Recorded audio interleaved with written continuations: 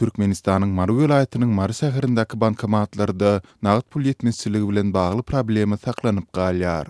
Ýurtda Gurban bayramy bellenilýän şu günlerinde raýatlar zähmet, pensiýa haklaryny we kömek pullaryny nagdlaşdyryp bilmän küsünýär.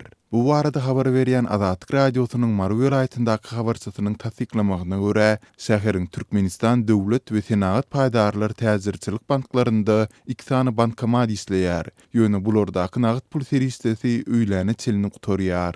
Bu ýerde nowata duranlaryň sany 100-den hem geçýär. Adamlar ir täherden ýa-da gijeden nowata durýar. Ýöne bankomatlardaky nagd pul seristesi nowata duran adamlaryň ählisine ýetmeýär diýip howpsuzlyk ýagdaýlary sebäpli anonim şertde maglumat beren habarçy 13 awgustda gurrun berdi. Habarçy käbir raýatlaryň öz zähmet pensiýa haklaryny we kömek pullaryny indi 2 aý bäri nagdlaşdyryp bilmeýändigini, ýurtda Gurban bayramynyň bellenýän döwründe munyň raýatlara hasda yaramaz täsir ýetirýändigini aýdýar. Adamlar Gurban bayramynda kiçijek janyny öldürüp sadaky bermek üçin aýlyklaryna bil baglaýardy.